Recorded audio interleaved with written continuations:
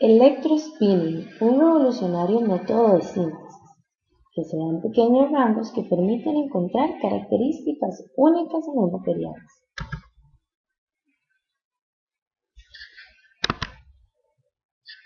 Sí, efectivamente, entre más pequeño mejor. En esta técnica se puede obtener fibras por medio del estiramiento coaxial de una solución viscoelástica. Esta solución viscoelástica posee diámetros que van desde las submicras a los nanómetros.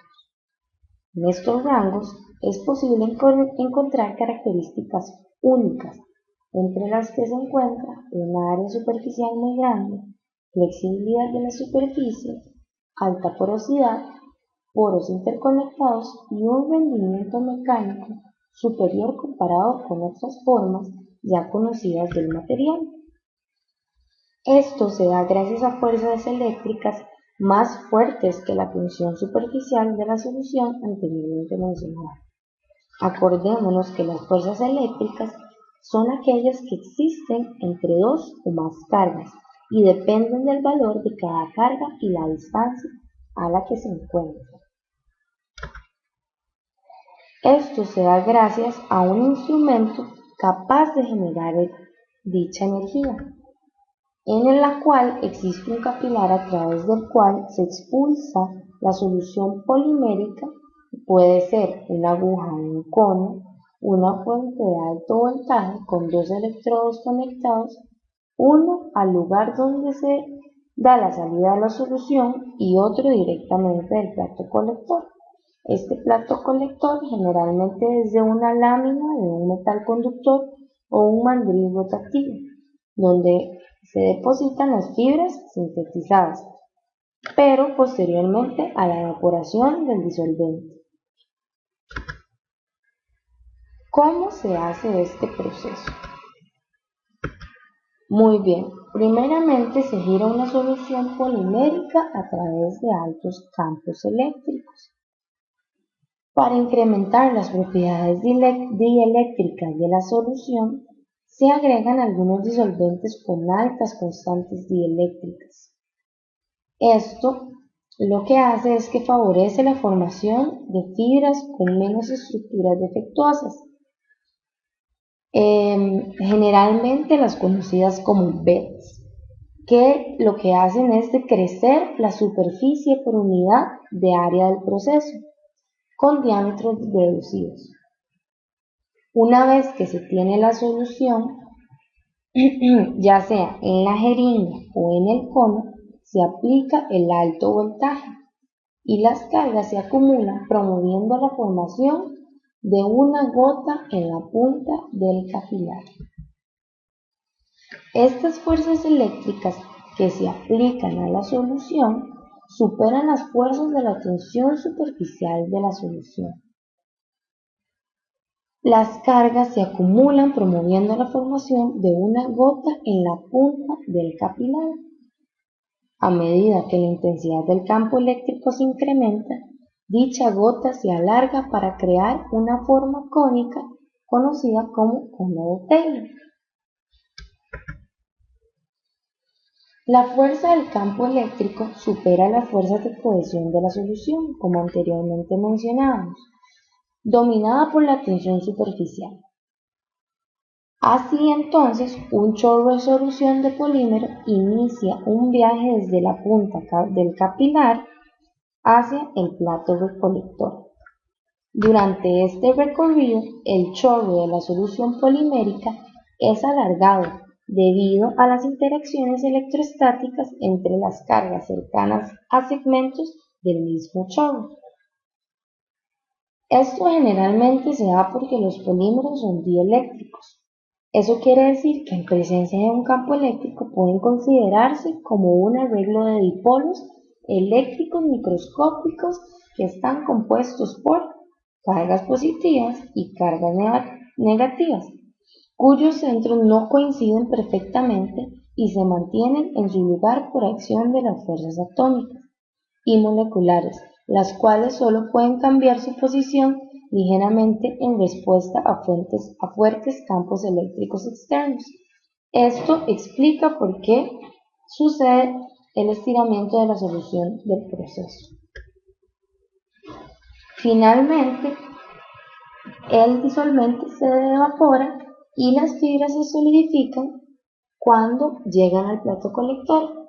Luego de ser extraídas del plato colector, algunos autores recomiendan mantener dichas fibras en vacío para eliminar el disolvente remanente.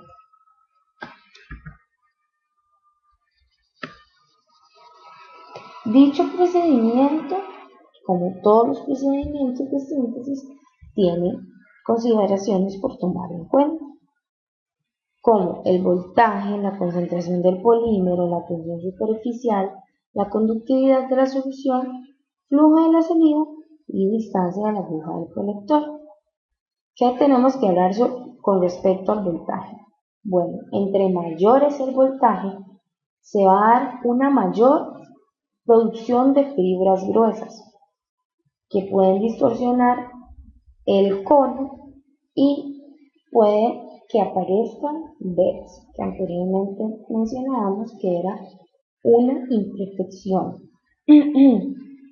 Eso a grandes voltajes, pero si aplicamos un voltaje muy pequeño, implica un poco impulso de la solución que no va a llegar entonces al plato colector. Con respecto a la concentración del polímero, bueno, si este polímero está muy concentrado, va a dificultar el paso a través del capilar, lo que puede generar un taponeo. Pero si esta concentración es muy baja, las fibras se van a romper en gotas antes de llegar al plato colector. Con respecto a la tensión superficial, bueno, altas tensiones superficiales favorecen a la aparición de defectos, los bets en las fibras, y a bajas tensiones superficiales se obtienen fibras lisas. ¿Qué podemos hacer en este caso? Lo que podemos hacer es adicionar solventes con baja tensión superficial como el etanol. Ahora vamos con la conductividad de la solución. Entre mayor sea la conductividad de la solución, existirá un mayor transporte de carga y por lo tanto un mayor estiramiento de la solución y se obtendrán fibras más delgadas. Y a una menor conductividad de la solución, menor será el transporte de la carga, menor será el estiramiento de la solución y se van a crear fibras más gruesas. El flujo de salida es muy importante, ya que entre mayor sea el flujo de salida, las fibras serán más gruesas, con bets de mayor tamaño, y un menor flujo de salida implicará un mayor tiempo para la evaporación del solvente y se crearán fibras sin defectos. Ahora, otro aspecto por tomar en cuenta es la distancia que se encuentra entre la aguja y el colector de las fibras. A mayor sea esa distancia, las fibras pueden romperse por su propio peso. Se dará un mayor estiramiento de la solución y se obtendrán fibras delgadas. Y una menor distancia en la aguja del colector implicará un menor tiempo que tiene la solución, el solvente de evaporarse y las fibras llegarán húmedas al plato colector. Otro aspecto muy importante por mencionar es la humedad relativa, que entre mayor sea esta, mayor va a ser la aparición de poros en las nanofibras. Muy bien. Existen dos tipos de técnicas para realizar el electrospinning, ya sea en posición horizontal, en la cual se utiliza una bomba de infusión para impulsar la solución, o la vertical,